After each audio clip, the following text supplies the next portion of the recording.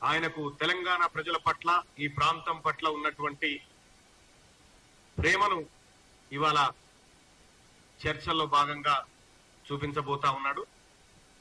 గౌరవ ముఖ్యమంత్రి గారికి ధన్యవాదాలు తెలియజేస్తా ఉన్నాం.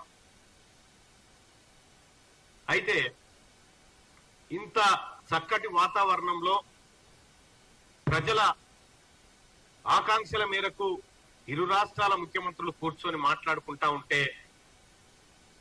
ఏ పని లేనటువంటి బీఆర్ఎస్ పార్టీ నాయకులు దీన్ని కూడా ఓ రాజకీయంగా వాడుకునేటువంటి బురద జల్లేటువంటి కార్యక్రమానికి తెరలేపారు. గత 10 ఏళ్ల నుంచి కేసీఆర్ తయారు చేసి పెట్టినటువంటి పెంటంతా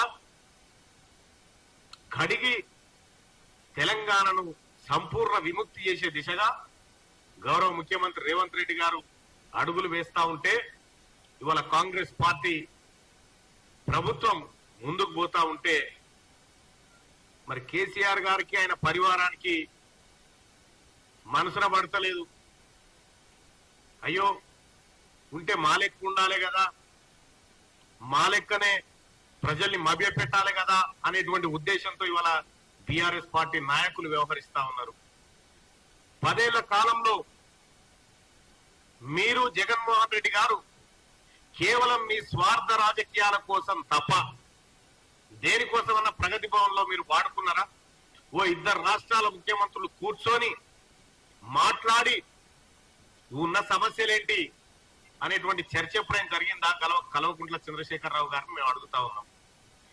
ఏ ఒక్క రోజు కూడా ఈ ఇరు రాష్ట్రాల ప్రయోజనాలను కాంక్షించినటువంటి కల్వకుంట్ల చంద్రశేఖరరావు ఆయన పార్టీ ఇవాళ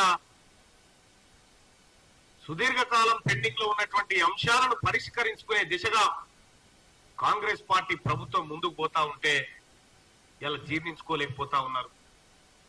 నేను ఒక్కటే అలగదలుచుకున్న బీఆర్ఎస్ పార్టీ నాయకులను, నగరి రోజా గారి ఇంటికి పోయి తెలంగాణ నీళ్లతోటి రాయలసీమను రతనాల సీమ చేసి వస్తా అని చెప్పినటువంటి కేసీఆర్ ఓవైపు ఉంటే ఇలా కృష్ణా నదిలో మాకు రావాల్సినటువంటి 588 టీఎంసీల వాటాను మేము తీసుకుంటాము అని చెప్పి మాట్లాడుతున్నటువంటి గౌరవ ముఖ్యమంత్రి రేవంత్ రెడ్డి గారు మరోవైపు ఉన్నారు. ఇలా 7 మండలాలు తెలంగాణ ప్రాంతం నుంచి 7 మండలాలు ఆంధ్రాలో కలపడానికి అంగీకరించినటువంటి కేసీఆర్ అప్పటి ముఖ్యమంత్రిగా ఉన్నటువంటి ఆయన ఇవాళ 7 మండలాలు వాపసు తీసుకురావాలి, కృష్ణా నీళ్ళలో వాటా మనకు రావాలి. ఈ అన్నిటికీ కారకులు మీరే కదా. సాగు సంపినోడే శవం దగ్గర కూర్చొని ఏడిచినట్టుకుంది ఆయన కథ. ఇవాళ ఏపీతోని సత్సంబంధాలు దెబ్బతిని తెలంగాణ రాష్ట్ర ప్రజలకు ఏపీ ప్రజలకు మధ్య నిత్యం ఏదో గొడవ జరిగే విధంగా కేసీఆర్ గారు ఆ రోజు వ్యవహరిస్తే ఇవాళ ఇరు రాష్ట్రాల ముఖ్యమంత్రులు మళ్లీ అన్నదమ్ముల వలె ఈ 2 రాష్ట్రాల ప్రజలు విడిపోయినప్పటికీ, భూభాగాలు విడిపోయినప్పటికీ కలిసిమెలిసి ఉండి అందరం ఒక తల్లి పిల్లలుగా ఉండాలని చూసుకుంటా ఉంటే ఇలా నేను అడుగుతా ఉన్నా, కాంగ్రెస్ పార్టీ మిలాఖాత్ అయిపోయింది అని చెప్తా ఉన్నారు. సిగ్గుండాలి మాట మాట్లాడడానికి. పార్టీలు వేరు, ప్రభుత్వాలు వేరు. కాంగ్రెస్ పార్టీ ప్రభుత్వం తెలంగాణ ప్రజల ఆకాంక్షల మేరకు పనిచేస్తుంది, తెలంగాణ ప్రయోజనాల కోసం పనిచేస్తుంది. కానీ కేసీఆర్ గారు మీరు ముఖ్యమంత్రిగా ఉన్నటువంటి సందర్భంలో నీవిచ్చినటువంటి కాంట్రాక్టులు, నువ్వు చేసి పెట్టినటువంటి దోపిడంతా ఆంధ్ర నుంచి మనకు రావాల్సిన వాటాలు అనడం వదిలేసి ఇక్కడున్న సంపద అక్కడ దోచిపెట్టినటువంటి మీరు ఇవాళ కాంగ్రెస్ పార్టీ నిబద్ధత గురించి, కాంగ్రెస్ పార్టీ పాలన గురించి మాట్లాడడం సిగ్గుచేటు. ఇంకా ఏ అంశం తీసుకున్నా ఏదో ఒక కాంట్రవర్సీ చేయాలి, ప్రజల్లో గందరగోళం సృష్టించాలనేటువంటి ఈ చిల్లర పనులు బంద్ చేసి ఆ ప్రతిపక్ష నాయకుడిగా నీ పాత్ర నిర్వహిస్తే బాగుంటది. ఇప్పటికే మిమ్మల్ని మీ మాటల్ని నమ్మక ఎక్కడి పార్టీ నాయకులు అక్కడికి వెళ్ళిపోతా ఉన్నటువంటి సందర్భంలో ఇవాళ ఇరు రాష్ట్రాల ముఖ్యమంత్రుల భేటీని వివాదం చేయదలుచుకున్నారు. దీన్ని తెలంగాణ ప్రజలు గమనిస్తా ఉన్నారు. అసలు ఏ ఒక్క రోజైనా ఏపీ నుంచి రావాల్సినటువంటి విద్యుత్ బకాయిల మీద ఎన్నడన్నా మాట్లాడినావా? ఇటు పోతావు నరేంద్ర మోడీ గారి దగ్గరికి పోతావు, మా దగ్గరనే అడగలుగా పైసలునే మాకెందుకని చెప్తావు. ఇవాళ ముఖ్యమంత్రి గారు, గౌరవ ముఖ్యమంత్రి రేవంత్ రెడ్డి గారు అటు రాష్ట్ర ప్రయోజనాల కోసం నరేంద్ర మోడీ గారు ప్రధానమంత్రి హోదాలో ఉన్నటువంటి నరేంద్ర మోడీ గారి దగ్గరికి ముఖ్యమంత్రి హోదాలో పోయి కలిసి ఈ ప్రాంతానికి రావాల్సినటువంటి హక్కుల కోసం మాట్లాడి ఈ రాష్ట్ర ప్రజల ప్రతినిధిగా ఆయన పోతే ఇవాళ కాంగ్రెస్ బీజేపీ మిలాఖత్ అయిందని చెప్తావు. సాధ్యమైతుందా ఇది? ఎవరన్నా నమ్మే ముచ్చట్నేనా ఇది? బీఆర్ఎస్ పార్టీ నాయకులకు ఏమాత్రం సిగ్గనిపిస్తలేదు.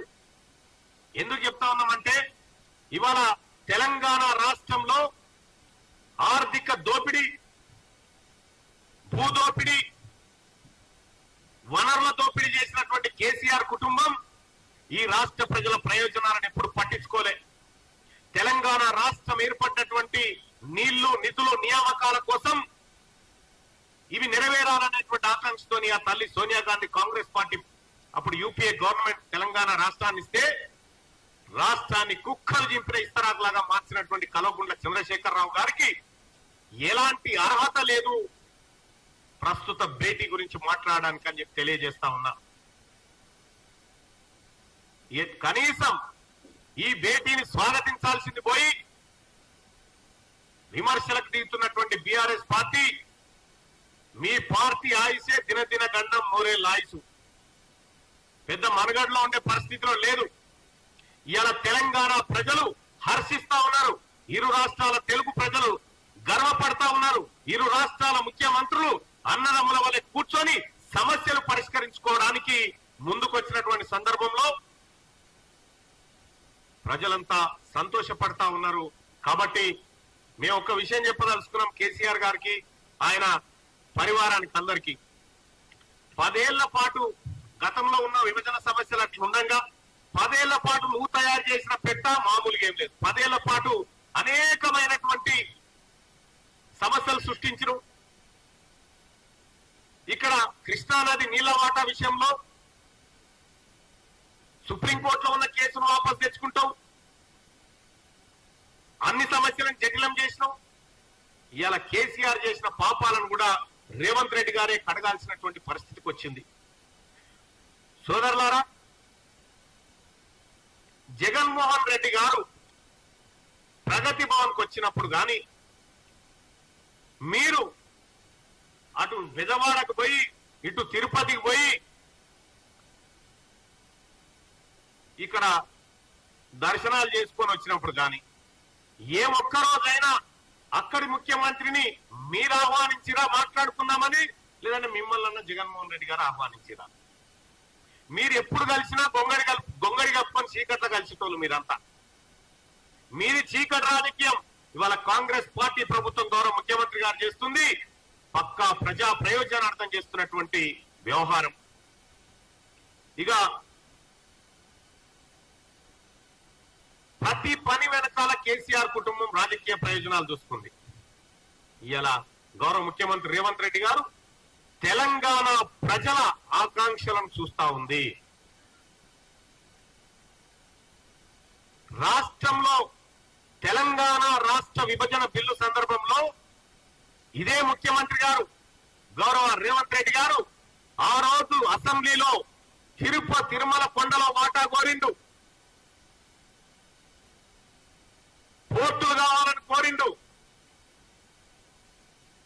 విభజనలో ఆంధ్రప్రదేశ్ లో ఉన్నటువంటి తెలంగాణలో లేనటువంటి అంశాల గురించి మాట్లాడి తెలంగాణకే ఆంధ్రప్రదేశ్ బాకీ పడ్డదనేటువంటి రీతిలో ఆయన తెలంగాణ గడ్డ ఆకాంక్షను తెలియజేసే ప్రయత్నం చేస్తే ఇలా కేసీఆర్ గారు మాతాన్ని అడ్డగోలుగా నీళ్లున్నాయి, రాయలసీమ రత్నాలసీమ చేసుకోపు అని చెప్పినటువంటి మహానుభావుడు. మాట్లాడింది వాస్తవం కాదా? రేవంత్ రెడ్డి గారు అసెంబ్లీలో మాట్లాడిన వీడియోలు కావాలంటే ఆ యూట్యూబ్ లో ఉన్నాయి, మీకు పంపమంటే పంపుతాం. ఇవాళ ఏదేమైనప్పటికీ ఒక మంచి వాతావరణంలో సమావేశం జరుగుతూ ఉంటే ఈ మంచి వాతావరణాన్ని చెడగొట్టాలనేటువంటి ఉద్దేశంతో బీఆర్ఎస్ పార్టీ ప్రయత్నాలు చేస్తా ఉంది. తప్పకుండా ప్రజలు గమనిస్తా ఉన్నారు. ఇవాళ రేవంత్ రెడ్డి గారికి తెలంగాణ ప్రజల పక్షాన ధన్యవాదాలు తెలియజేస్తా ఉన్నాం. ఆయన చర్చల్లో తెలంగాణ ప్రజల ఆకాంక్షలు నెరవేర్చబోతున్నందుకు ధన్యవాదాలు.